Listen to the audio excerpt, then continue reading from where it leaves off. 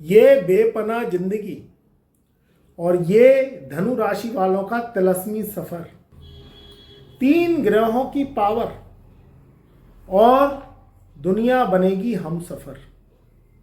धनु राशि अब किस कदर करवट बदलेगी, ये मार्च, अप्रैल और मई के माह कैसे सुपरफास्ट जिंदगी चलेगी।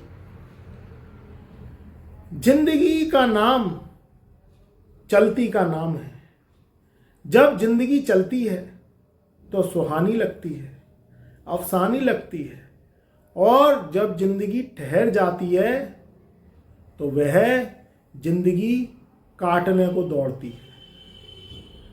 मार्च सन 2025, अप्रैल सन 2025 और मई सन 2025, ये 3 ग्रह और 3 माह की पावर में ये कैसे इस बेगानी अफसानी जिंदगी को अब अपने रास्ते पे ये लेके आएंगे। क्योंकि जो सोचा था वो नहीं हुआ, और सोचा हुआ जब नहीं होता है तो मन और मस्तिष्क के हाव भाव बदल जाते हैं। धनु राशि वालों का सफर अब कैसे मुड़ाव की तरफ आ रहा है, कैसे नया मोड़ लेगा या पुराना ही चलता रहेगा। तो स्वागत है आपका हमारे चैनल में। एस्ट्रो शब्द एस्ट्रोलॉजी में चैनल पर नए आए हैं तो एक बार चैनल को लाइक करें, सब्सक्राइब करें, ज़्यादा से ज़्यादा वीडियो को शेयर करें और कमेंट में जय शनिदेव अवश्य लिखें। देखो, मार्च सन 2025 से लेके धनु राशि वालों और मई सन 2025 तक 3 ग्रहों का बदलाव होगा ताबड़तोड़। ये ताबड़तोड़ बदलाव तुम्हारे जीवन में एक नए युग की शुरुआत करेगा। देखो, दिक्कत परेशानी जीवन में जब आती है तो कुछ करने का मन नहीं करता। सबसे पहला जो शरीर स्वास्थ्य को और परिवार को निरोगी रखता है वो होता है धन। धन होता है तो लगता है मन। धन के अभाव से जिंदगी जिल्लत की लगने लगती है। धन देते कौन है? देते हैं ये ग्रह। देखो, तुम जब धरती पे आए थे तो नंगे आए थे, कुछ चीथड़ा शरीर पे नहीं था,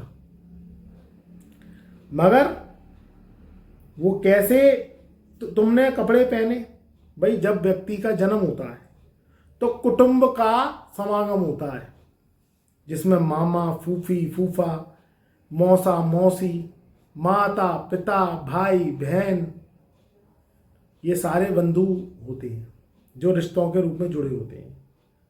तो जब व्यक्ति आता है तो बिना कपड़ों के नंगा आता है, निवस्त्र। मगर उसको कपड़े कहाँ से मिलते हैं? कहीं मौसी ने झंगोला सिलवा दिया, कहीं बुआ ने जो है चदरे या कोई जो वैसे कपड़े होते हैं वेस्टेज हो जाते हैं, पुराने होते हैं, तो उनका जो है काट के लंगोटी सिलवा दी। कहीं कोई ना कोई भाई बंधु या कोई निकल आया, या माता पिता में से कोई पुराने कहीं कपड़े हुए, कोई ऐसा सामान हुआ जो वो वेस्टेज नहीं जाके जो है बच्चे को, शुरुआत की बात हो रही है, फिर तो नए कपड़े जो है जब 10 टन होता है तो नए कपड़े सब देते हैं रिश्तेदार। तो ये कोई कमा के तो लाता नहीं है, ये भाग्य से ही तो मिलते हैं उसे। भाई, लंगोटी मिल गई, झवला मिल गया, सारा सामान, चंदा, सूरज वगैरह सब रिश्तेदार जो है दे देते हैं कि बच्चे को नजर ना लगे। तो सोचो कि धन भी भाग्य से मिलता है। भाई, कर्म तो वो मिस्त्री भी करता है जिसके हाथ में कन्नी वसूली है, मगर वो क्या बड़ा आदमी बन पाता है? माना 600-700-800 रुपये रोज कमा भी लिए उसने, तो इस महंगाई में घंटा उखाड़ लेगा? क्या कर लेगा वो? भाई, पूछ तो उस इंजीनियर की होती है जो 4 माले की बिल्डिंग माइंड से बनाता है, काम मिस्त्री करता है, मगर पूछ यही होती है कि इंजीनियर साहब कौन से हैं जिन्होंने ये शानदार बिल्डिंग बनाई है, शानदार कोठी बनाई है, बंगला बनाया, कॉम्प्लेक्स बनाया। तो इस चीज़ का तुम्हें ध्यान रखना है कि अगर धनु राशि वालों तुम्हारी कुंडली में कर्म है तो भाग भी है। 50% शनि काम करता है कुंडली में, 50%, मगर 50% गुरु काम करता है। इस चीज को भी ध्यान रखना। कर्म ही कर्म, सब कुछ नहीं होता। संग के संग में भाग का साथ होना बहुत जरूरी है। अब मार्च सन 2025 से, यानी 1 मार्च सन 2025 से कैसे तुम्हारा कर्म भाग में परिवर्तित होगा। शनि को दुख, कष्ट, परेशानी, दर्द, कलह, ये नेगेटिव शनि है। और हाथ में भीख का कटोरा, कर्ज का कटोरा, ये नेगेटिव शनि है, उसको माना गया है। वहीं जब पॉजिटिव शनि होता है, ध्यान से सुनना, करोड़ों की बात कर रहा हूं, धनु राशि वालों तुम्हारी जिंदगी को बदल देगी।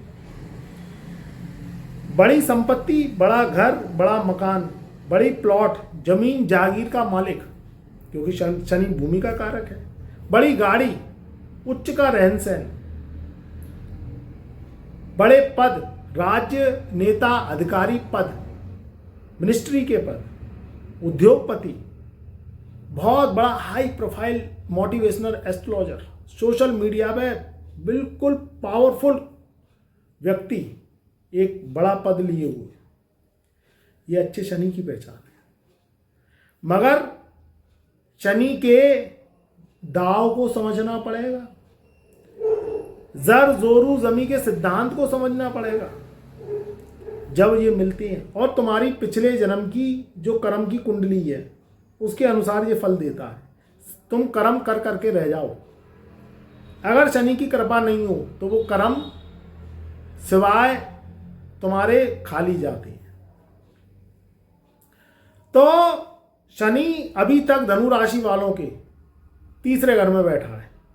29 मार्च सन 2025 को शनि महाराज तीसरे घर से निकल के चौथे घर में आ जाएंगे।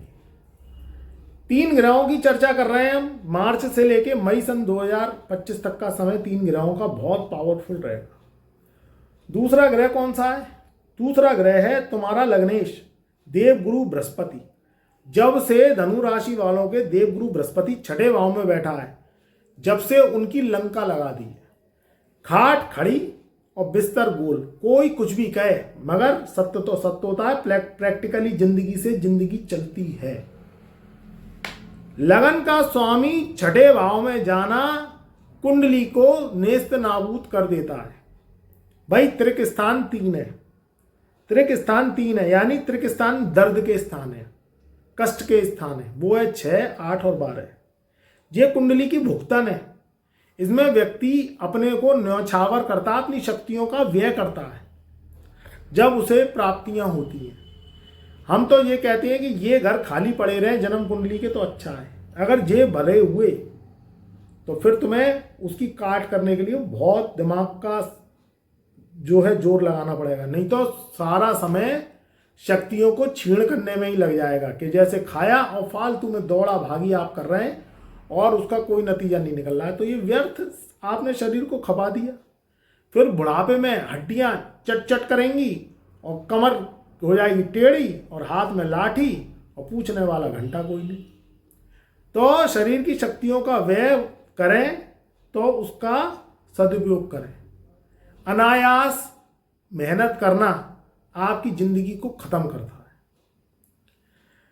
तो जब छठे भाव में बृहस्पति होते हैं तो वो यही कुछ करते हैं, बेफालतू की भागदौड़, बेफालतू का धन का व्यय जब छठे भाव में होते हैं, बेफालतू के कुटुंबी जनों से मतभेद, आर्थिक स्थिति का कमजोर हो जाना। जब से धनु राशि वालों का लग्नेश देवगुरु बृहस्पति छठे भाव में गया है, जो कि लगन का कारक है और चौथे घर का कारक है। लगन यानी आप स्वयं, आपका स्वास्थ्य, आपकी विल पावर, आपका शक्ति, आपका जो है पावर शरीर का, वो व्यय हो गया। जो चौथा घर होता है वो आर्थिक स्थिति, खुशियों का, धन का, वाहन का, प्रॉपर्टी, मकान, सुख, जमीन जायदाद और आपकी माता और आपका मन।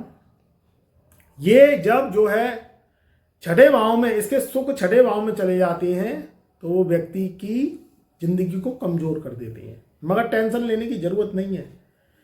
दुख भी ज्यादा दिन तक नहीं रहता है।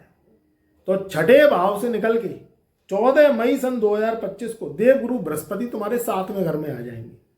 तो 2 ग्रहों की काट हो गई, यानी चौथे घर में तो आएगा शनि, जो कि तीसरे घर से निकल के, तो भुगतन खत्म, और देवगुरु बृहस्पति आएगा 7वें भाव में।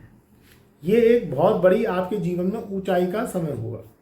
अब जो तीसरा ग्रह निकल के आता है वो निकल के आता है तुम्हारी जिंदगी का मूल्यांकन करने वाला, तुम्हारे दिमाग को चलाने वाला, वो है राहु।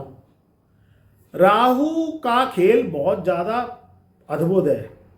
शॉर्टकट ग्रह है, शॉर्टकट चाहता है, कम समय में धनपति बनना चाहता है, करोड़पति अरबपति बनना चाहता है, ट्रिकों का कारक है, जिंदगी में ऊंचाइयां बुलंदियां और बड़ी सोच, बड़ी तरक्की, ये राहु के सिवा कोई दे ही नहीं सकता। और दूसरा इसका जो असर है, जब जो कुंडली में खराब होता है तो बेमतलब के फसाद, फजीयत, तुम्हारे जीवन में बेतहाशा मेहनत और उसके परिणाम कम, और बार बार नुकसान करवाना, नशा, धुआं, पत्ता और एक लत लगाना। तो इस चीज का कारक राहु को कहा गया है, क्योंकि हर ग्रह के 2 पॉजिटिव और नेगेटिव हर तरीके के रिजल्ट रहते हैं। तो वहीं आलीशान जिंदगी, ट्रिक से ट्रैक चढ़ना, आपकी जिंदगी में बुलंदी देना और माइंड को तेज करना, ये राहु का काम है। राहु अब क्या करेंगे, क्योंकि ये उल्टे चलते हैं, तो इनका भी राशि परिवर्तन हो जाएगा 18 मई सन 2025 को। तो ये अभी चौथे घर में चल रहे हैं धनु राशि वालों के, 18 मई सन 2025 से चौथे घर से निकल के तीसरे घर में आ जाएंगे, क्योंकि राहु चले को राहु।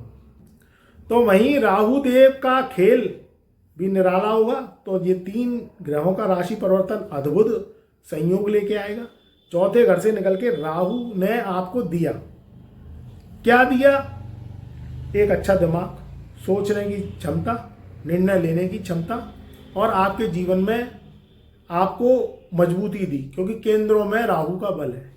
वहीं राहु ने भी आपको दूसरे पक्ष में क्या दिया, क्योंकि देखो कुंडली अलग अलग होती है। राहु अगर आपकी कुंडली में खराब है तो धनु राशि वालों को बेचैनी, एंजाइटी, व्यर्थ की भागा दौड़ी, मन का घबराना, प्रॉपर्टी में विवाद, प्रॉपर्टी के निर्णय सही ना लेना, भवन, भूमि, वाहन के सुखों में रुक रुक के अवरोध। जो धनुराशि वाले सोच रहे थे कि भाई हम दिसंबर सन 2024 को गाड़ी ले लेंगे या जनवरी 25 को ले लेंगे, वो अभी तक नहीं ले पाए, क्योंकि राहु ने अड़चनें डाली। अगर जिसकी कुंडली में राहु मजबूत है उन्होंने ले डाली है, तो उन्होंने ये गाड़ी, घोड़े, भवन, भूमि ये ले लिया, और जिनकी कुंडली में राहु मजबूत है वो सोचते ही रह गए।